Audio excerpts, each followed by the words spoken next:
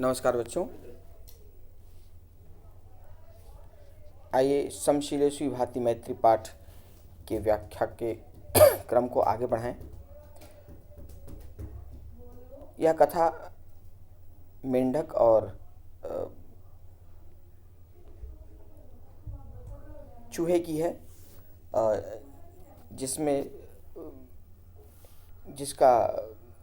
जिसकी शिक्षा यह है कि समान स्वभाव वाले से ही मित्रता करनी चाहिए। इसमें स्म विकरण का प्रयोग है। स्म लगने पर शब्द लंग लकार का अर्थ प्रदान करता है। तो यहाँ तक हमने देखा था कि एक बार मेंढक और चूहे के बीच में दोस्ती हुई। दोनों सुख से समय व्यतीत किया करते थे। एक दिन उन दोनों ने सोचा कि यहाँ हमारा भोजन दुर्लभ हो गया है, इसलिए कहीं दूसरी जगह जाकर जीवन यापन करते हैं। ऐसा निश्चय करके वे दोनों चल पड़े। रास्ते में मेंढक बोला, कितना अच्छा हो यदि एक सूत्र से, एक धागे से दृढ़तापूर्वक हमारे शरीर बंध जाएं, कभी भी एक दूसरे से न बिछड़ सकें और सभी जगह हम साथ ही जाएं। चूहे ने उसके बात का स्वागत किया और उन दोनों ने एक धागे से अपने शरीर को बांध लिया और वे आगे चल पड़े। परंतु मेंढक तो स्वभाव से, अपने प्राकृतिक स्वभाव से वो उछल कर चलता है, कूद कर चलता है। तो उसके कूद कर चलने से चूहे को कष्ट होने लगा। आगे जाकर उन दोनों ने एक तालाब देखा। जल मेंढक का प्रिय स्थान है, जहाँ वह खेलता है। इसके आगे हम देखते हैं आज की कक्षा में।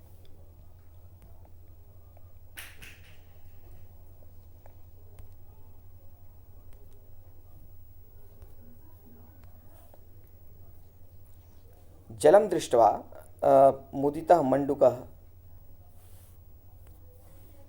तस्मिन् कूर्दति स्म।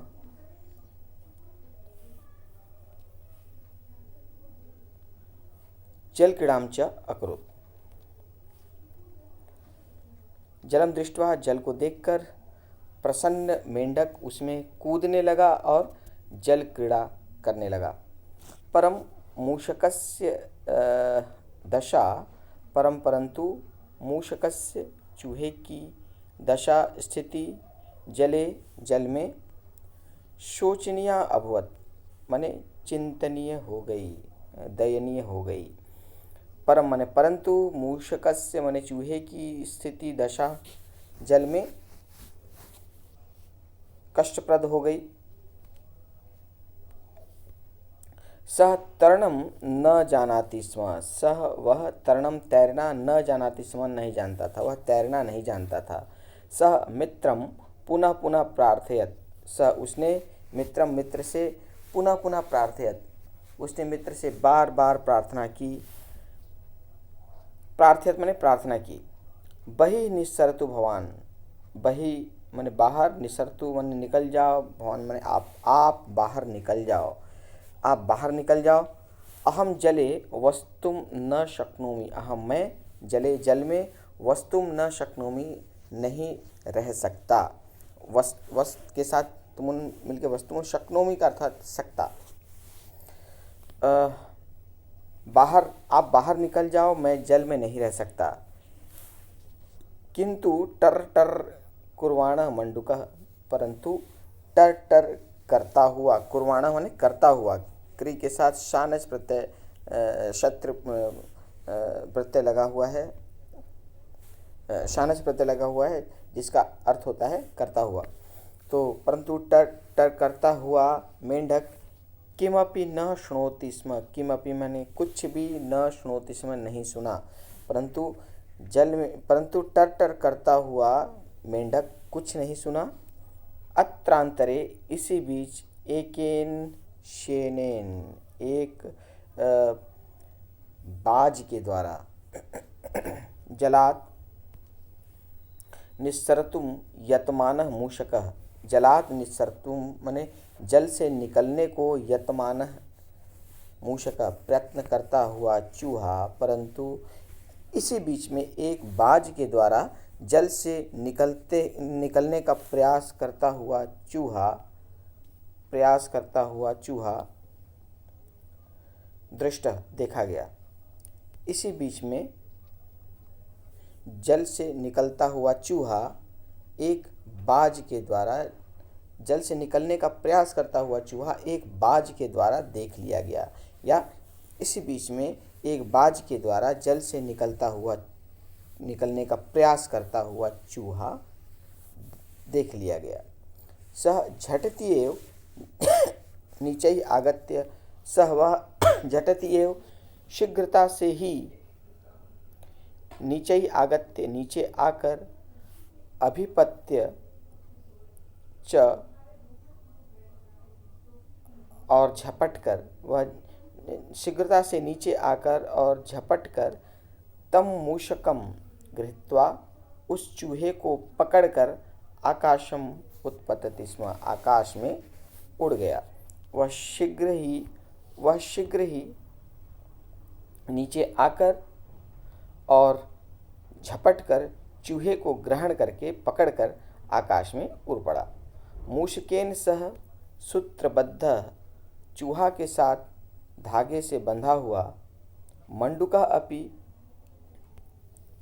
मेंढक भी, तस्य श्येनस्य उस बाज का स्वादु भोजनम अभवत्, स्वादिष्ट भोजन बन गया। चूहे के साथ मेंढक भी उस बाज का स्वादिष्ट भोजन बन गया, अर्थात उसने उसे खा लिया।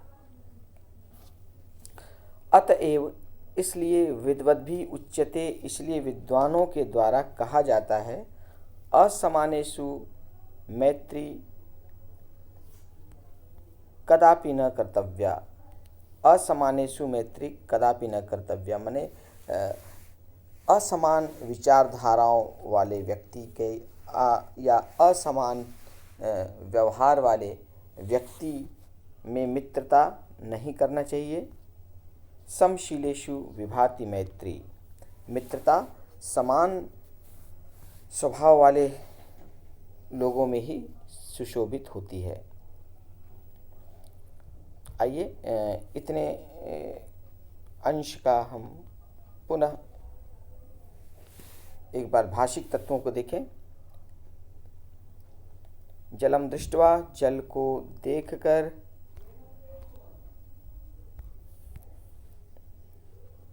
मुदितः मंडूकः, जलम दृष्ट्वा दृश्य के साथ क्त्वा प्रत्यय है, मंडूकः का विशेषण है मुदितः, इसलिए दोनों प्रथम पुरुष के एक वचन पुल्लिंग में आए हैं, दोनों का रूप प्रथमा विभक्ति। मंडूकः मुदितः मतलब प्रसन्न मेंढक, तस्मिन् उसमें, कूर्दति स्म कूद पड़ा, जल क्रीड़ाम च अकरोत्, जल क्रीड़ा अर्थात जल क्रीड़ा करने लगा। परम परंतु, मूषकस्य अर्थात मूषक की दशा स्थिति, मूषक षष्ठी का एक वचन है, परम अव्यय है, परम मतलब परंतु, मूषकस्य दशा चूहे की स्थिति, चूहे की दशा, जले जल में, शोचनीया अभवत् माने कष्टप्रद हो गई, चिंतनीय हो गई। यहाँ दशा का विशेषण है शोचनीय, दशा के विषय में बात की जा रही है। दशा कैसी दशा? शोचनीय दशा। परंतु चूहे की स्थिति जल में चिंतनीय हो गई। अभवत लंग लकार प्रथम पुरुष का एक वचन, अभवत माने हो गई, परंतु चूहे की दशा जल में चिंतनीय हो गई। सह तरणम न जानाति स्म, सह मतलब वह, तरणम माने तैरना, न जानाति स्म न जानता था, वह तैरना नहीं जानता था। सह मित्रम उसने मित्र से पुनः पुनः प्रार्थयत, फिर प्रार्थना की, माने बार बार प्रार्थना की, उसने मित्र से बार बार प्रार्थना की। प्रार्थयत प्रार्थना की, ये भूतकाल है। प्रार्थयत। बहिः निस्सरतु भवान, बहिः माने बाहर, निस्सरतु निकल जाएं, भवान माने आप बाहर निकल जाएं। निस्सरतु लोट लकार प्रथम पुरुष का एक वचन। यहाँ ध्यान देने योग्य बात है कि भवान का प्रयोग हमेशा प्रथम पुरुष में होता है। त्वम का प्रयोग मध्यम पुरुष में होता है, परंतु भवान हमेशा प्रथम पुरुष में आता है। त्वम मध्यम पुरुष में, भवान प्रथम पुरुष में। इसलिए यहाँ पे लोट लकार के प्रथम पुरुष का एक वचन आया है निस्सरतु, माने निस्सरतु, निस्सरताम, निस्सरन्तु। भवान मतलब आप बाहर निकल जाएं। अहम मैं जले, जल में, वसतुम न शक्नोमि, वस्तुम वश के साथ तुमुन प्रत्यय अर्थात रहना, शक्नोमि माने सकता, मैं जल में नहीं रह सकता। अहम जले वस्तुम न शक्नोमि। किंतु टर टर कुर्वाण, परंतु टर टर करता हुआ। यहाँ पे देखिए कुर्वाणा है, कुर्वाणा क्री के साथ शानच प्रत्यय का प्रयोग होने पर बना कुर्वाणा। शानच प्रत्यय जब लगता है तो आन या मान हो जाता है, तो क्री के साथ आन हो जाता है, क्री का बनता है कुर्वाणा। कुर्वाणा मतलब करता हुआ। परंतु टर टर करता हुआ मंडुका माने मेंढक, किमपि कुछ भी न श्नोति स्म नहीं सुना, परंतु टर टर करता हुआ मेंढक कुछ भी नहीं सुना। अत्रांतरे, अंतरे माने बीच, इसी बीच, एकेन शेनेन, इसी बीच एक बाज के द्वारा, शेन माने बाज, शेनेन तृतीया का एक वचन, तो एक बाज के द्वारा जलात निस्सरतुम यतमानः, जलात जल से, निस्सरतुम यतमानः निकलने का प्रयास करता हुआ। यहाँ निस्सरतुम में नि और श्री धातु के साथ तुमुन प्रत्यय लगकर बना है निस्सरतुम। यतमान माने प्रयास करता हुआ, मूषकः एक बाज के द्वारा जल से निकलने का प्रयास करता हुआ चूहा, दृष्ट देख लिया गया। ये कर्मवाच्य में वाक्य है कि एक इसी बीच में एक बाज के द्वारा जल से निकलने का प्रयास करता हुआ चूहा देख लिया गया। तो यदि कर्तवाच्य होता तो ऐसा होता कि इसी बीच एक बाज ने जल से निकलने का प्रयास करते हुए चूहे को देख लिया, लेकिन वाक्य ये कर्मवाच्य में है। इसी बीच एक बाज के द्वारा जल से निकलने का प्रयास करता हुआ चूहा देख लिया गया। सह झटति एव, झटिति एव, यहाँ झटिति के साथ एव मिलकर बना झटित्यव संधि हुई है। यहाँ पे यण स्वर संधि, झटिति ई के साथ यदि भिन्न स्वर जुड़ता है तो ई का यह हो जाता है, इसलिए झटिति के साथ एव, झटत्यव, झटित्यव माने वह शीघ्र ही नीचे आगत्य, नीचे आकर, आगत्य आकर, आगम ल्यप आगत्य, अभिपत्य माने झपटकर, च माने और, मूषकम गृहीत्वा चूहे को, गृहीत्वा पकड़कर, गृह के साथ त्वा मिलकर बना गृहीत्वा, आकाशम उत्पतति स्म आकाश में उड़ गया। उत्पत्त का अर्थ होता है उड़ गया। मूषकेन सह, चूहे के द्वारा, सह के साथ तृतीया का प्रयोग होता है, मूषक का तृतीया हो गया मूषकेन, क्योंकि सह है सूत्रबद्ध माने धागे से बंधा हुआ, रस्सी से बंधा हुआ, मंडुका अपि मेंढक भी, तस्य शेनस्य उस बाज का, स्वादि भोजनम अभवत, स्वादु माने स्वादिष्ट, भोजनम भोजन बन गया। तो चूहे के साथ रस्सी से बंधा हुआ मेंढक भी उस बाज का स्वादिष्ट भोजन बन गया। अर्थात उसने जब चूहे को झपट कर जब लेकर उड़ पड़ा, तो चूंकि मेंढक भी उसके साथ बंधा हुआ था, इसलिए मेंढक भी उसके साथ साथ चला गया। तो वैसे ही जैसा उसके पहले जब मेंढक कूद रहा था तो चूहे को कष्ट हो रहा था, चूहे को उसकी सज़ा भुगतनी पड़ी, उसी प्रकार चूहे को जब बाज लेकर गया तो साथ साथ मेंढक भी उसके साथ साथ चला गया और जाकर उसने उन दोनों को खा लिया। अतएव इसीलिए विद्वद्भि उच्यते। विद्वद्भि, विद्वान, विद्वस् का तृतीया बहुवचन है। विद्वद्भि माने विद्वानों के द्वारा, उच्यते माने कहा जाता है। उच्यते का अर्थ होता है कहा जाता है, इसलिए विद्वानों के द्वारा कहा जाता है। असमानेषु मैत्री कदापि न कर्तव्या। असमान लोगों में मित्रता कभी नहीं करना चाहिए। कदापि कभी नहीं कर्तव्या करनी चाहिए। असमान लोगों में मित्रता कभी नहीं करना चाहिए।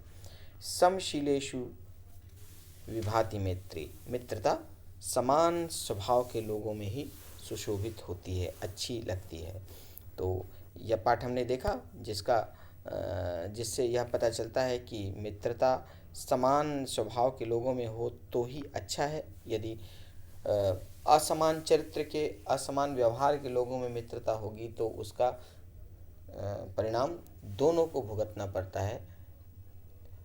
और